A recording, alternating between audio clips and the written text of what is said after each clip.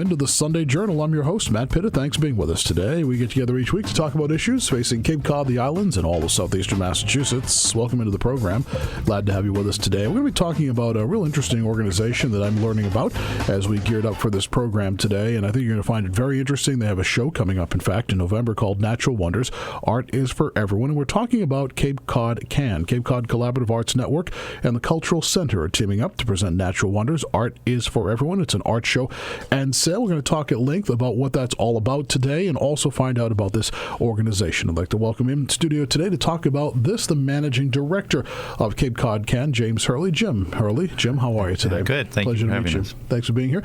Yeah. An old friend. I don't mean that you're old, Melinda, at all. No, I'm old. It's okay. But an old friend, Melinda Gallant. We go way back. We were talking about that just before the show back into the 90s, talking about things here on Cape Cod. And Melinda, you're the project manager specifically for this event, Natural Wonders Artists for Everyone. That is right? correct, yeah. That's always good to see you, Melinda. Well, first of all, let's do a little education for not only myself, but the listeners as well. Jim, we'll start with you. Cape Cod CAN. I was reading up on this before we began our program today, and certainly interesting. An organization, according to your website, that says that you stretch Cape-wide to offer a variety of opportunities in the arts for people living with disabilities. Tell me about Cape Cod CAN. Well, that's exactly right. Our mission is to provide opportunities for people with living with disabilities on the Cape to actively participate in what we say the literary, visual, and performing arts. And by that we mean we have art programs, we have performance programs, we've had at least one writing program, and we are trying to extend that to folks all over the Cape who are living with disabilities. We do that through collaborating with agencies and other groups and individuals, actually, who work with people with disabilities. And we currently have, I think, on the order of 16 organizations that have been in our programs in one form or another over the last 4 years that we've been in existence. We were founded in 2011. We had our first performance in January of 2013. And since that time, we've had a series of art programs and theater programs that we're very proud of, and this is certainly one of those. It's our fall 2015 Artists for Everyone program, and it is with final exhibit, our 2-week exhibit at the Cultural Center, and Melinda can tell you much more about that as well. So let's talk a little bit more about just about the history of this. As I was reading your materials, it's kind of an interesting story as to how Cape Cod CAN came about. Yeah, I have a grandson who was injured as an infant and had a brain injury that affected both he and his family and will affect them their whole lives. And my wife and I had helped take care of him for a couple of years when his parents were working and before he was in a full-day program. And when we came back here to the Cape, retired here to the Cape after that, I was looking for something to do other than, like play lousy golf, which I do pretty regularly, particularly the lousy part of it. But so I saw that there was a meeting of the Brain Injury Association of Massachusetts at Cod Center for the Arts, one of their group meetings. And so I thought I'd go there and see what I could do. And I have a background in both business and theater, and so I said I could do outreach and things like that. I'm comfortable in talking to folks.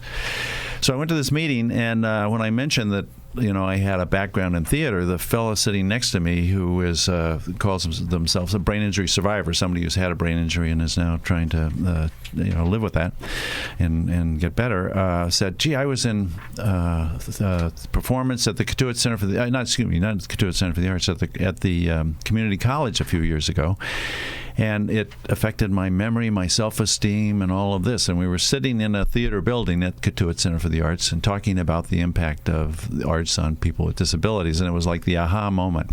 And from that, we said, well, what can we do? And we started getting groups together, people together who were interested, and it took us about a year to get our act together. And then we started our program, as I say, in January of 2013 was our first performance at Cod Center for the Arts. So is the idea that do you work with other arts organizations on the Cape, but do you put on performances with them, or do you do your own performances solely? We've done pretty much our own performances solely, but we're collaborating with the organizations that provide services to these people with disabilities. And as I say, we've got 15 or 16 of them and some in several locations that we've done these programs with. As an example, this art program, I think, is in 15 locations, or is going in, where we have local Cape artists providing art instruction and development over an 8-week period, and then we bring that all together into a common exhibit for a couple weeks in November. Our theater programs are similar to that. We will involve a certain number of groups. We'll pick a common theme. They'll work on them for a while under the direction of our performance director. And then we'll bring them together into a final performance at Katuitt or someplace else. So, yeah. Well, let's talk about this specific event. We'll bring Melinda back into the conversation. So Natural Wonders. I was sitting here so nice and quiet, I know. too. It's so unusual. Can't let that happen. The event is Natural Wonders. Art is for everyone. It is a show that's taking place at the Cultural Center of Cape Cod. Great facility, by the way. Just love that place over in South East. Unbelievable facility. And here's the other thing, too, is Tessa and D'Agostino, correct her name, Tessa D'Agostino, who is our managing artist. She's our artist that's really kind of pulling this all together, that came up with the idea for this particular project. And she went to them, because she's exhibited there as an artist, and said, we do this thing with people with disabilities. Well, they were all over it. They were, oh my gosh, this is great. I met with Lauren Walk and Robert Nash, who's the executive director, and I'm not sure of Lauren's title, but she is certainly an integral part of the cultural center. Well, I met with them, and they are so excited about this. And the other thing they're excited about is it's a show of people with disabilities, artists with disabilities making art, but also everything is for sale. Now, some people say, well, gee, really, would they sell anything? Yeah, they do, because the art is genuine. Some of it is very primitive, and which is lovely in itself. And the reason why it's so important that we sell their art is because it's for them. It puts money in their pocket, certainly, but it helps with their self-esteem. And isn't that what we're all trying to do here? So you have 50 artists. These are all we people. We have 150. 150. Yeah. 150 artists. All right. And these are people with various disabilities that are taking part. That's correct. Yes, that's correct. And 14 nonprofit organizations as well that are working. That's right. Them. We have 14. Well, actually, we say 15, but 2 are the same several one. Locations. There's different locations. Yeah. Different locations. Right. But the other thing about this, too, is it opens on November 11th, and it closes on November 22nd at the Cultural Center. But we have an opening reception on, it'll be Friday the 13th of all things, November 13th from 5 to 7. So all during that time period, you can come in, you can look at the art, you can say that you would like to buy a piece of art, but we will be having an opening reception where you may even get to meet some of the artists that attend. For some of these folks, is this their first art show? Have some of them exhibited before? Well, we've had ongoing. This is our third annual fall art program. We have a spring art program as well, and a number of them have been involved. But we have some new organizations involved, so they are new to this as well. Mm-hmm. Right. And the quality of the art varies all over the place. I mean, there's some absolutely professional art. Offerings there. I mean, I have a number of these hanging in my house right now that I just love. So it's amazing, the art that comes out of it. So hope people come see it. And if I can just chime in, because I always chime in, as you know.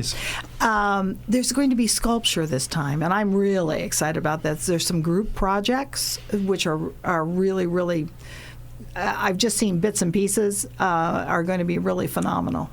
Now, in terms of what's going to be taking place there, not only visual, as you said, but sculptures, as you said as well, Melinda. Right. Now, in terms of Cape Cod CAN in general, you do more than just these an art show, but I see here you do performing art shows. Yeah, we've had annual art shows at Katuitt Center for the Arts for the last. We're going on our 4th year doing that this year, and each year we've picked a theme think the first year our show was called Broadway and Beyond. We used a Broadway theme. So the groups that were involved selected pieces from different Broadway shows, and then we tied it together with a little storyline, and that's kind of what we've done each year. Second year was Hollywood-based, and it was called Waiting for Oscar, and it was based on Hollywood musicals. Last year we did Scary Gary's Graveyard of Golden Oldies radio show. And it was based on... Guess who writes these? And somebody with a warped sense of humor. Yeah. And we did Golden Oldies. And this year, you're the first to hear this. Uh-oh. Starship Band. I messed it up already. It's okay. Starship Bandstand. We're going to take American Bandstand and take it to the stars. Okay. We're taking Dancing Music in the Stars to Mars and Beyond. There you go. And that will also be at the Katuitt Center for the Arts? It's pushed out a little bit this year. We're going to be in October of 2016. There, so those all these performances, the musical performances, etc., these are all performed by people with disabilities. Yeah. And we have, in those shows, we have some folks who are not, but the majority are. We had, I think, 90 people in our show last year, and that's about what we've had each year. And I would say 90% of those people are people living with disabilities and representing these groups. We have groups that perform, and we have individuals that perform in the thing, and it's just been a wonderful success. And I have to say that Jim shared with me when I first came on board to do our project last year, which was this huge mosaic of Cape Cod, which now hangs in the Transportation Center. Right. It's 8 by 9 feet, individual tiles. It is gorgeous. So if you're in Hyannis, go to the Hyannis Transportation Center and take a look at this beautiful, beautiful piece of artwork done by people with disabilities. But in our conversation, as we were in the process of putting that all together, Jim said to me, he said there was and I probably should let you tell the story, there was a young person that came off of the stage, and they were just so excited they could hardly contain themselves. And they looked at him and said, when I'm at the mall, people laugh at me, but when I'm on stage, they applaud me. And so we all go, well, isn't that sweet? Oh, that, the empathy that you have for someone. But this is what this is all about. It's about self-worth. It's about feeling like you are somebody that can do something. It really is amazing what this program does. But it's not only about the people themselves, though, but we're exposing broad audiences to the capabilities of these people. That's right. Often overlooked people, and they've been so accepting. The people who've come to our shows and to the art programs and all that. I couldn't get in because you sold out. That's right. We've been selling our shows, but the art program, the same thing. We've got stories from our art program. For example, there was one of our teachers. We have a number of art therapists who are actually some of our teachers as well, and there was one who was dealing with one person in their class was a woman who didn't speak and didn't move and all of that, and somehow they put her in a chair, and we're trying to get her to do something. And finally she went over to her and just asked her to put her, or I don't know if she put it in or asked her to put her hand right directly in the paint, and held up a canvas or a little piece of canvas or something and said, paint whatever you want. And the woman looked at her and she painted on her hand and smiled, and then after that she did this regularly, and the staff was so amazed they ran out. They had never heard her talk or anything else, took pictures and all this kind of thing. So we have a number of these really miraculous stories where art has affected folks in that kind of way. So we're really excited about that. If you're just joining us today on the Sunday Journal, we're talking about Cape Cod CAN, the Collaborative Arts Network. They provide opportunities for inclusion and active participation in the arts for people with disabilities on Cape Cod. Coming up most immediately at the Cultural Center of Cape Cod, they have Natural Wonders. Art is for Everyone. It is a show that gets underway November. Tickets go on sale, November 11th. It's all free. It's all free. It's free. Okay. Isn't that even better? That's even better. We want them to spend their money on buying art. The art. And joining us today on the program, Jim Hurley, the managing director, and Melinda Gallant, the project manager with Natural Wonders. Art is for Everyone. What has this done, this organization, for people with disabilities in terms of allowing them to expand their reach beyond maybe just their group of friends that they perform for? Perhaps if they're artists, they've been doing art maybe just at home or with their friends, but now the whole public gets to see this. What is it doing for them and their growth and their continual evolution? Oh my gosh, it's absolutely amazing. The art programs, people, when we've had these exhibits, and they all come together, and they see the other folks' works, and we have crowds there in the opening reception. They are just thrilled to death about that, and kind of pushing to have their art sold. They're good salesmen and women too as well. Performance programs, we've seen people who the first year were very introverted and quiet. Now they're outgoing. They love being on stage. They hug us and kiss us and all that kind of thing, and we certainly are just thrilled to see the growth we've seen in the folks over the years. So. Well, and the other thing, too, I think we all have to keep in mind is that if you're the parent or the brother or the sister of somebody with disabilities, isn't it wonderful to know that they can be included in just about everything? And inclusion is the name of the game today. And I think it broadens them. It makes them, again, more comfortable with themselves out in public and dealing with the public. It brings them along as well.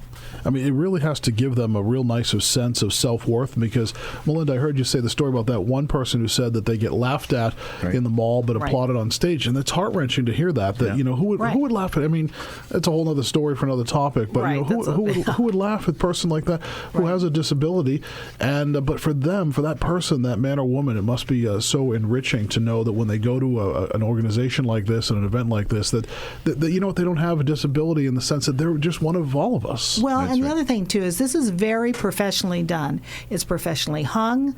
Everything is done top-notch.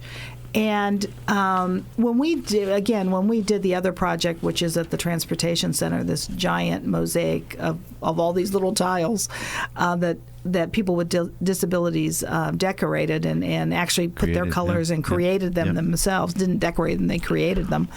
One of the artists came up to me, and she introduced herself to me, and she said, "I am one of the artists."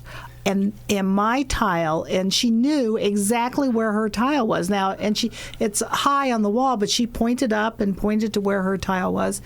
It's about self-worth. It's about putting a little money in their pocket as well that they use to spend back into the economy, because they buy things like everybody else does. Right. So if anybody has any doubts that this isn't not only worthwhile, but also whether they should come to this and just take a look, they need to come and take a look.